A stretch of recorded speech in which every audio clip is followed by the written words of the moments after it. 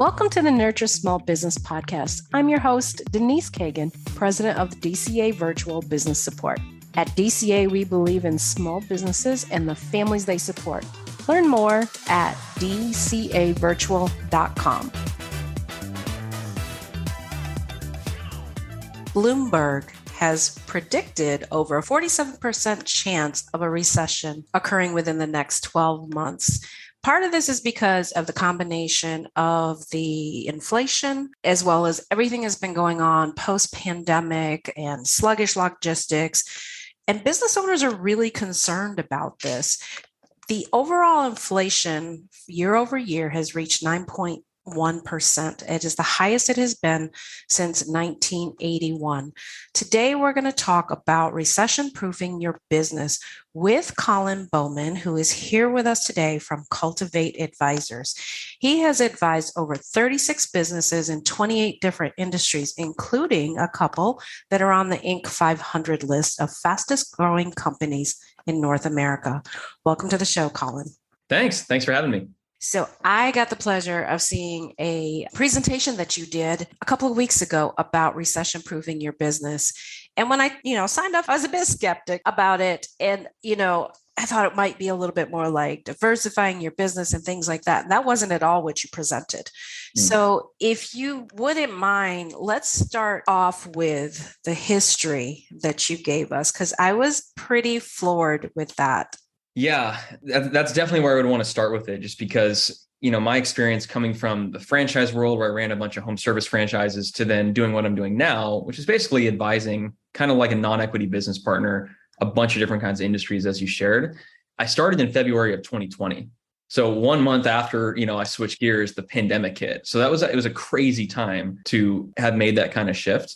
And it was, as we'll see here in a moment, one of the top 10 market crashes of all time was March, April of 2020. And that just left such an impression on me. And I think, I'm not happy that it happened to the world, but I am in some ways happy that it happened to entrepreneurship in general, because it made everybody better entrepreneurs in a lot of ways. So when this next one, starts to loom in terms of a market crash, recession, I feel like it's part of my job to just slow down and look at some history and, draw some conclusions from that. So the resource that I got a lot of this from, for anyone listening to this that enjoys research, reading, things like that, there's a iconic mind called Ray Dalio.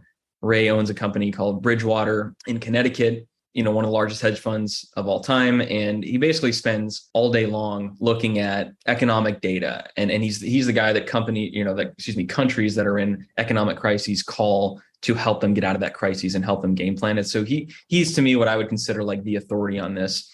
And he's got this book called Big Debt Crises, which is basically, a series of patterns and a series of data over a bunch of different market crashes in a bunch of different countries, not just the US.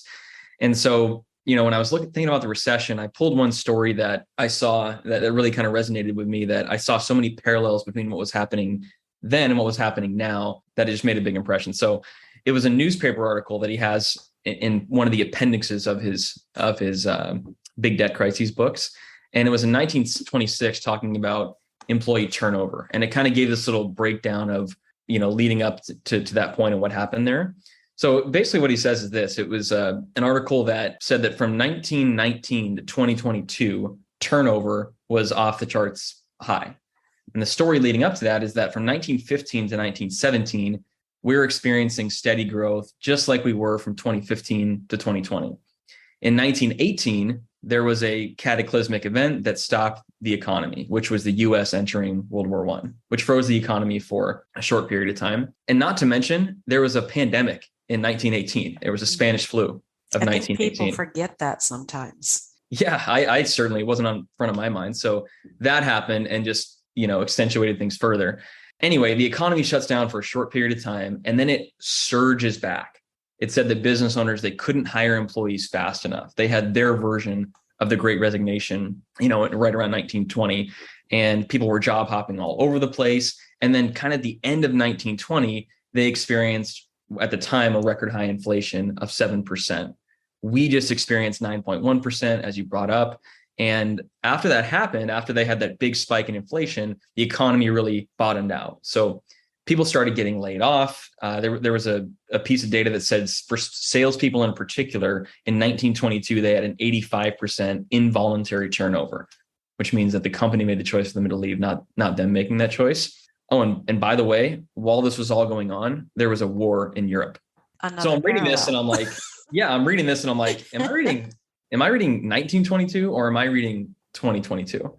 So that was just, the light bulb that first started. And then I saw a bunch of other patterns that I'd be happy to share more about. And honestly, when you started the presentation in this manner, you really kind of hooked me in there. I was like, okay, there's a lot more to this than just, hey, crap's happening right now. The Great Resignation, people going off, and jumping jobs here and there, and, the demand for higher salaries. And I'm not saying some of that's not, needed. I mean, I think some of the wages did need to come up, but, there's also the glut out there, there's a lot of different things going on and a lot of parallels to what you just described, but in our modern era. So, so talk to me a little bit about, what happens next when all these things start happening? Yeah. So a few things happened during a recession. And one of the things that I realized when I was doing this research is I didn't actually know the definition of a recession. I knew kind of what it meant. Like the economy went down, it was just tougher economically all around. But by definition, a recession is a period of temporary economic decline during which trade and industrial activity are reduced, generally identified by a fall in GDP or gross domestic product in 2 successive quarters. So if we're going to be totally dispassionate about this, that's the definition. So the US economy, the GDP shrunk by 1.5% in Q1. Q2, it looks like it may have shrunk again, but you're seeing conflicting reports because not all the census data is reconciled from the first quarter of the year. So it probably, we may actually be in one as we speak. But that was just one of the things that it showed me was, that's the definition. So in terms of what happens during a recession, a few things. So number one is low performing companies often go out of business. Employees get let go. Borrowing money becomes more difficult. It's harder to get loans. It's harder to get lines of credit. Consumer spending decreases. Discretionary spending decreases. Oh, that personal trainer that I was going to hire, I don't need that. I'm just going to work out at home, right? Or that upgraded, TV package, I don't need that. I'm just going to, get my friend's password on that. That's the thought process. The stock market goes down, and I'll share some more data around like the cycles of these, but usually that stuff happens every 5 to 10 years is what we've seen. And on the flip side, there's also, some questions that I think every entrepreneur should be asking themselves are, number one, how could it be a good thing for your business? And I think some of the best entrepreneurs are naturally paranoid. I actually don't think it's a bad thing. I think it's okay to think about all the negative stuff, but some good things can come out of a recession. So number one is there's room for new companies to grow. Right? Like it's kind of like a forest fire, right? So after a forest fire, it's not a great time to grow things immediately after. But once all the embers die down and once all the flames stop, it's actually the most fertile soil, right? So those big trees that were getting all the sunlight and all the rain, AKA the big companies, those are often gone. It's those little trees that were getting blocked. It's easier for them to grow, to use that metaphor. So there's room for new companies to grow. There's no more overpriced talent. I've got friends that I love them, but, I've had the friend who was a 60K base, essentially bullied his employer to being like, hey, if you don't give me an 80K base raise, I'm just going to walk.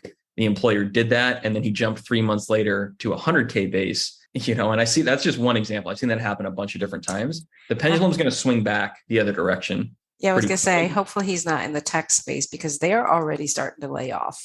He is actually. Yeah. So it's, you're seeing, that person's going to realize, quickly that the pendulum is going to swing back in the other direction. But for employers, that means there's also access to previously unavailable talent, usually at a pretty good rate. There's also like an all-in mentality for those listening to this that were scaling or just surviving in 2020 with their business. It felt different. It felt really all in. I'm sure you felt that, with your brand, and just the level of commitment was higher through it. And I've heard stories from other people that I've done podcasts with about how, their team, and one in particular, they worked in people's homes doing organizing, and, that their whole team, everybody became a marketing person trying to figure out how to get new business. It was, that story was so inspiring to hear. But yeah, they had that all-in mentality, like we're in it to win it. Definitely. So, and the final thing, as far as why it can be a good thing, is it it kicks off a decade or so of growth. Almost every time when you look at the economic expansion cycles, it's kicked off by a recession. So that kind of leads me to the next. You mentioned like some history and some data on this. Mm-hmm. Is one of the most eye-opening things for me when I was putting this together was going through the top 10 market crashes in US history. There have been other ones, but in the top 10 of all time, for those that are just listening on audio, I'll quickly read them off to you. Number 10 was the COVID-19 pandemic. So that was February to March 2020, 34% drop in the market for 33 days in duration. Computer trading, August of 1987, that was 36% drop, 58 days. Dot-com bubble and 9/11. That was, 2001, 37% drop for 27 months. World War II, 1939 and 1942. That was the period of the drop. 38% drop, 32 months. So I can keep going and going and going, but ultimately it gets down to the Great Depression, which was the deepest and longest of all time. That was an 89% drop, and that was 34 months in length. So I'd be happy to send out this data, for those that want to read more about it. But when you do the math on that, if you average all of those out, the average length of the top 10 market crashes in US history is 16.4 months. The median length, for those statisticians out there that like to look at the medians and see that as like the gold standard, it's 15 months. Okay. So what this data is telling us is that there's a recession probably coming, very highly probably. Mm-hmm. And as a business owner, to survive that recession, you really need to be thinking about how to get through the next 16 months, not just a forever how to survive. Exactly. Yeah. And that was when I saw that, when I hear the word recession, it's not a very uplifting word. Like you think of just loss, ground going out from under your feet. But when I saw that, I'm like, man, if we just make it through 15 or 16 months, now it could be longer, it could be shorter, but in business, you play the averages. And those are the averages of the top 10 of all time. There's so much upside on the back end of it. And when you listen to the news or you listen to just media in general, it just seems like it's this never ending thing when the data tells us 15 or 16 months is the median and the average. And on the flip side of that, again, to use that forest fire analogy, it's kind of ugly, when it kicks off. It's not a good time to grow things, but it's also the most fertile soil when the embers have died. So on the flip side, to kick off that expansion cycle, if you look since World War II at the US and economic expansion cycles, again, I'll just read this for those listening on audio. I'll read to you the US economic expansion cycle since World War II. So from June to 1938 to February 1945, 81-month expansion cycle. The Vietnam War, 1961 to 1969, 108-month economic expansion cycle. Cold War, 1982 to 1990, 93 months economic expansion cycle. I can keep going and going, but the pre-COVID pandemic, that was the longest one ever. So June 2009 to February of 2020, 128 months. That was the longest of all time. And post-pandemic, actually, for those that have been thinking it's kind of been going down, we've actually been in an economic expansion cycle since April of 2020. That's been 24 months. And it looks like it's going to, it's now begun to go back down. So the average length, again, if you look at all those economic expansion cycles since World War II, is 88.5 months. And the median length is 93 months. So again, if we're just looking at pure data, the average length of the recession, 15 to 16 months. Average length of the economic expansion cycle has been between 89 and 93 months.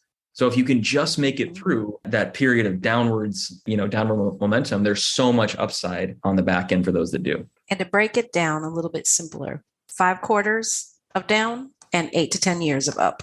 That's a really good way to put it. Yep. Yep. Just to kind of put it into perspective for those who are listening that, yes, there are some hard times coming, but your expansion beyond that is good. Now, one of the things when you did this presentation is I heard some really great ideas from some of the people on the call about things that you could do during a recession. And I think you might have called that playing defense. Is that what you called that? So can you talk a little bit about, some of those strategies? Yeah, there's really two sides of the coin. So one is playing defense. So that's not like getting new market share or selling or getting new clients. That's purely like protective actions that you can take to fortify the company. And then there's playing offense. And you got to do both, right? What most people do, actually, what I saw a lot of business owners do in COVID was just kind of be that paralysis by analysis, like not really know what to do. So they just didn't really do anything, or they just played defense. Mm-hmm. Right? And that actually might help you survive through it, but it's not going to help you really grow through it. So defensively, there's a bunch of different things out there. I'll give you 7 that, in my opinion, are some pretty impactful things that you can do to protect the company defensively during a recession. So the first one is to get a line of credit. I know that sounds basic and obvious, but I find that most business owners aren't proactive about that. It's easier to get a credit now than when the news is just blaring all over the place that it's in a recession, and that then will become harder. So get a line of credit. As far as how much of a line you should shoot for, I usually say 3 months of burn rate is ideal. And certainly if you can get more, the better. But burn rate would just be, how much your overhead expenses per month, that you need to run the company. So rent, staff salary, any subscriptions that you absolutely need. Like that's stuff that no matter how many clients or people you service or products you sell, you're going to have that regardless. So I'd get a line of credit, at least 3 months burn rate. And I would also change any ACH payments to credit. Right. Because again, you getting 1 more month of cash flow actually makes a pretty big difference when we're trying to do a 15-month, or to your version of it, 5 quarters. So anything that's automatic ACH, just change that to a credit card payment that will give you 30 days extra to pay the balance if you get in a cash flow pinch. Mm-hmm. So that's the first one. Next one would be a cash flow forecast. The people that are the most confident, that make the best decisions during a down market, are really good at cash flow forecasting. And that means like you could even do it in an Excel spreadsheet. That's totally fine for those that prefer that. The program that I like is called LivePlan. LivePlan it kind of automates the forecasting and allows you to create a bunch of scenarios, that sync with your QuickBooks or your Xero or whatever you're using for your accounting software. And I usually do 3 forecasts. So I'll do best case, my gut call, and worst case. So, I'll forecast out throughout the rest of the year. I'll forecast out maybe into the following year. Best case, worst case, gut call. So best case is like, if we overachieve on the goals we've set. Gut call is like, hey, not on a really great day, not on a really bad day, but just the steady Eddie, like gut call. Maintaining. Yep.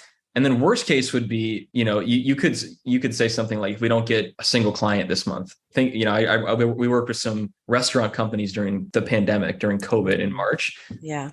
That was a tough one, right? Because it's like, our revenue went to 0 overnight. What do you do? But they survived. We actually made them more profitable in a lot of ways by doing forecasting, because we could say, hey, we can't afford as many top line expenses, but we can increase profit by going more to takeout or going, to more of a virtual platform for ordering, things like that.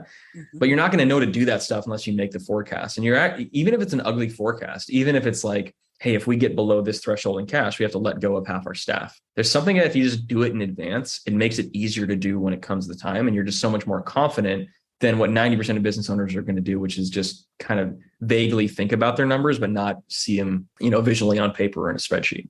Yeah, I definitely used to be in the vaguely think about school until I started working with your company.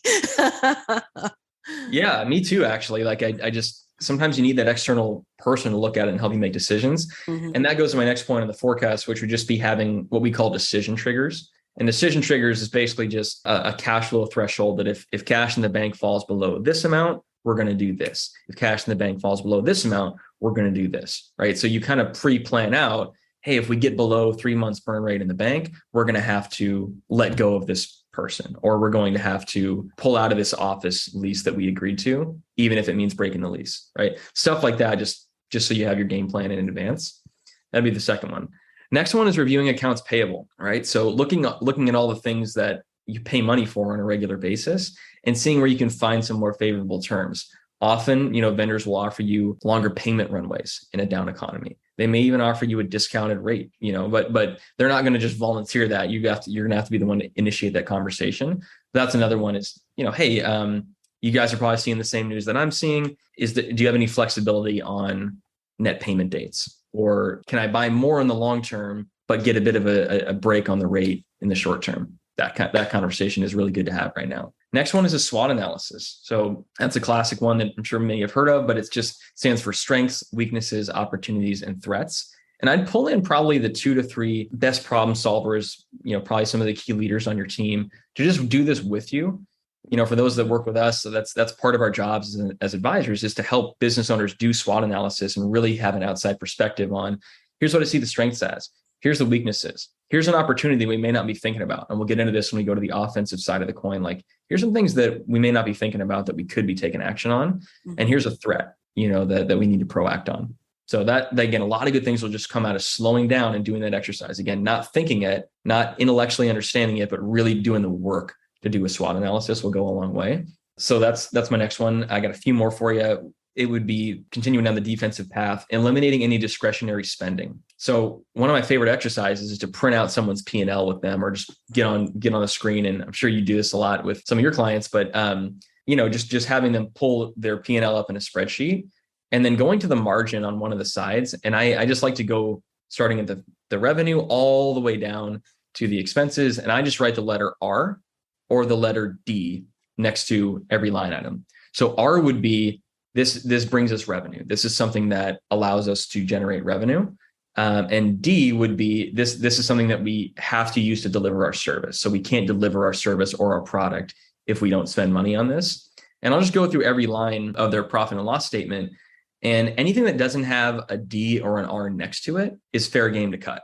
Now, again, that doesn't mean we just recklessly start slashing things, but it does mean it's up for discussion, I've had a lot of conversations in COVID where business owners are like, no, we absolutely need this office space. We can't, service our clients without it. It's like, yeah, you can. Right. Like, yeah, sometimes they just don't realize. Right.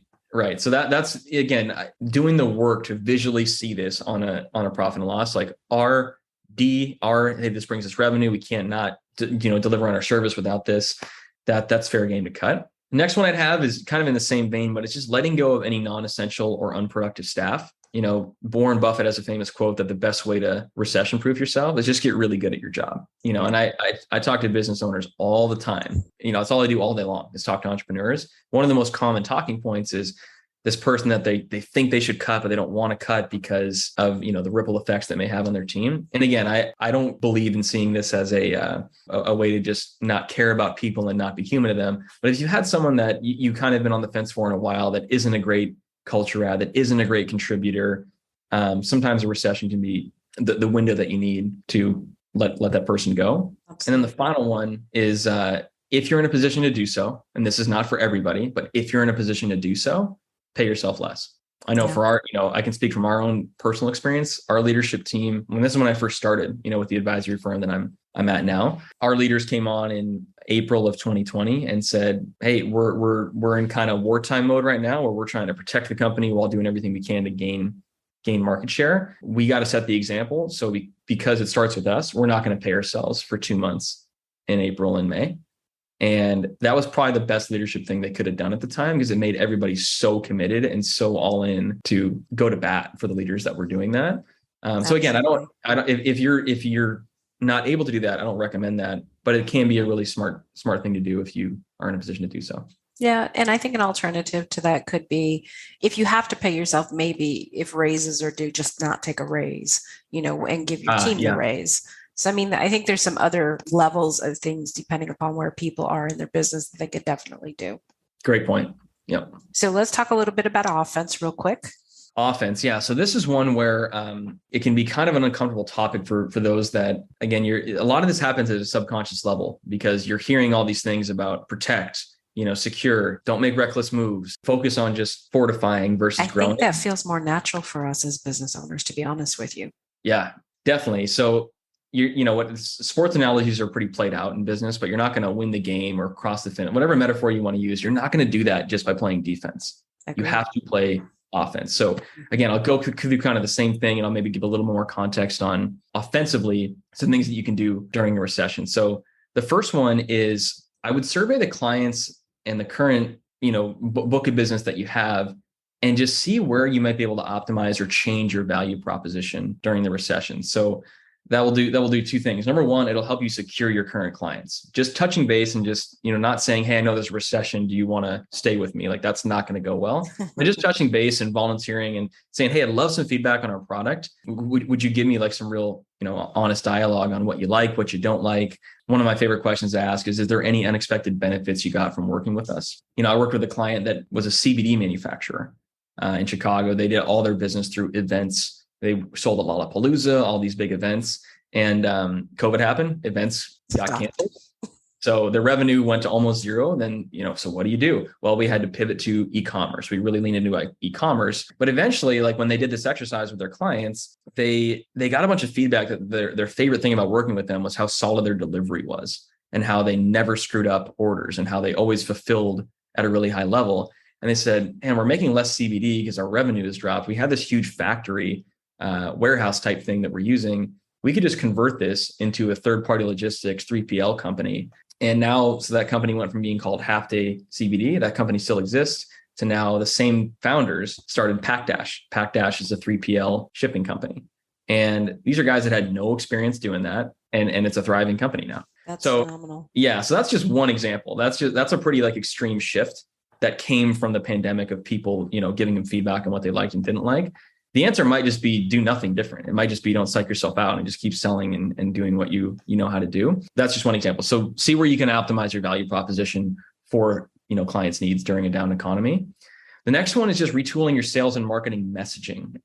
There's a really interesting study from SalesLoft where they looked at I think it was 3 million cadences, selling cadences via outbound email during COVID. And what they found was that any language that used gain words. So gain words would be things like grow, best, increase, ROI, performed 24% worse than words that use protective language. So protective language would be things like secure, de-risk, control, stabilize, create consistency, right? And they also found that language that used hyperbolic words, so words like fantastic, amazing, ultimate, incredible, those kind of hyperbole words perform 49% worse. So when you see all these like ads that are, in down economies, like amazing savings, grow, ROI, like that's the worst thing you could possibly say, actually.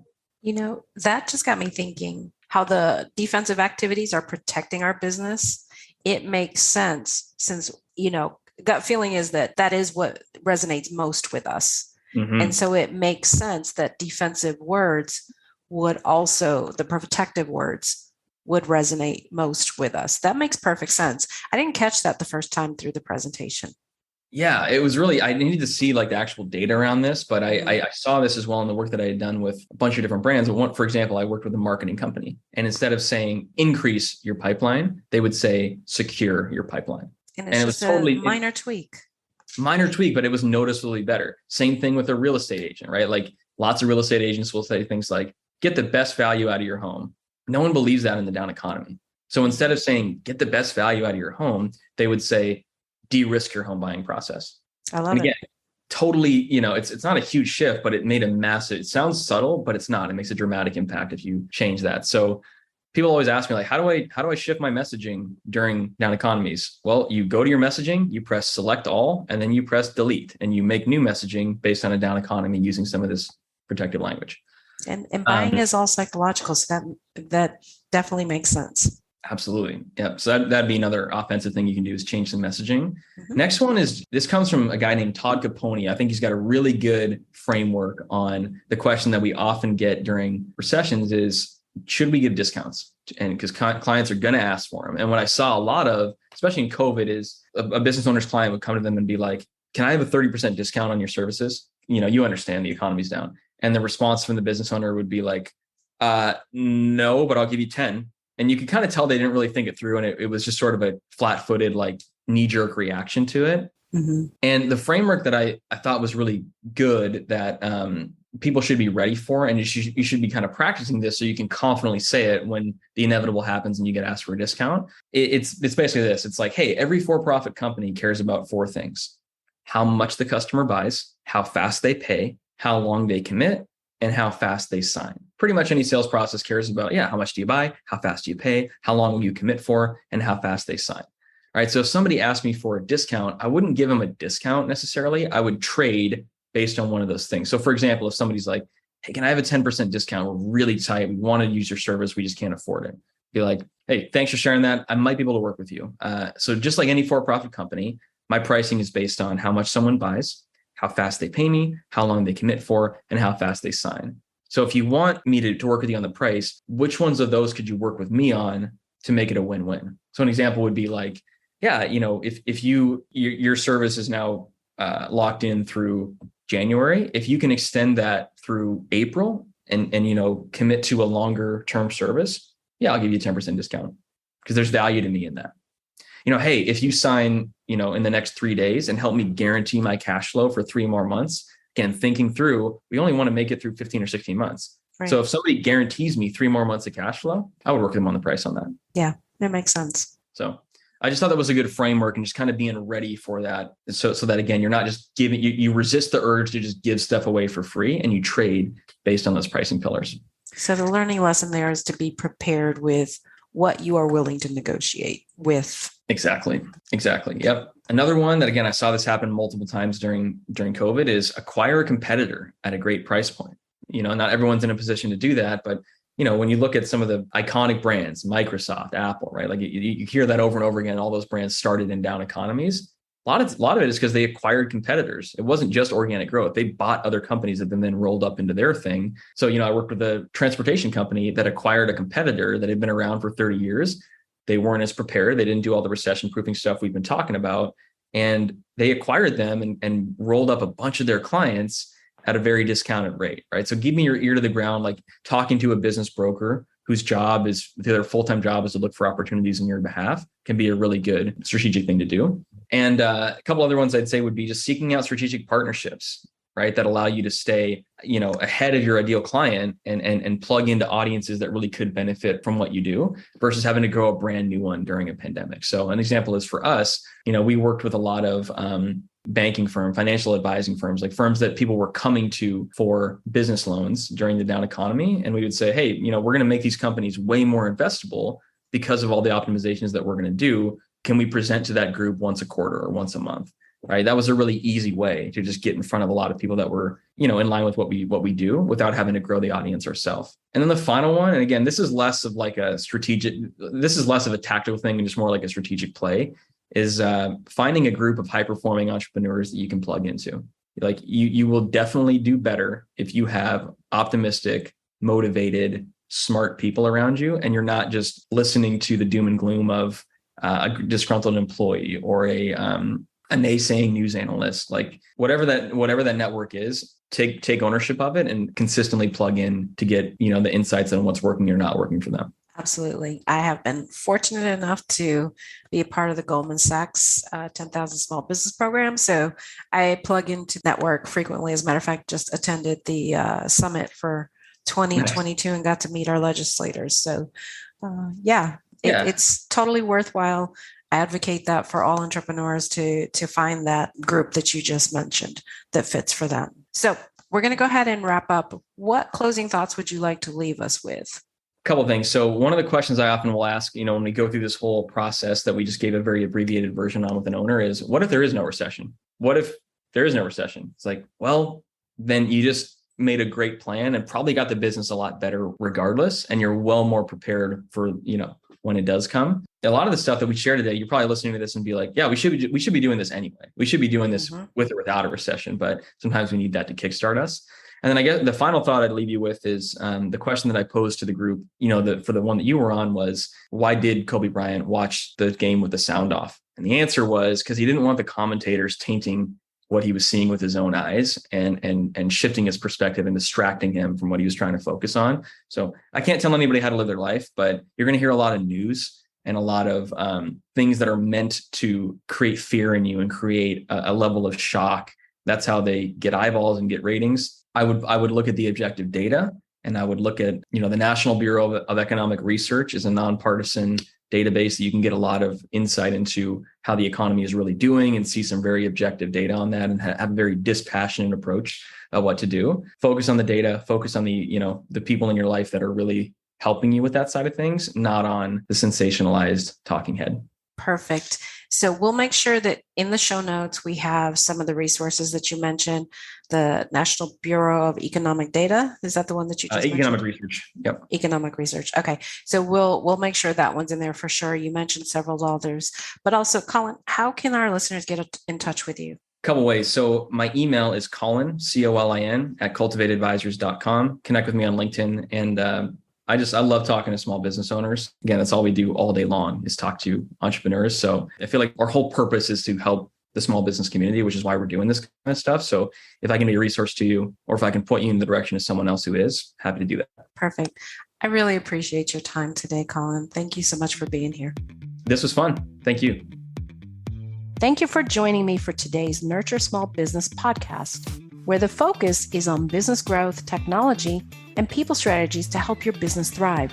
At DCA Virtual Business Support, our focus is making your business operations run smooth so you can focus on growth. Reach out to me at Denise@dcavirtual.com if you'd like to learn more.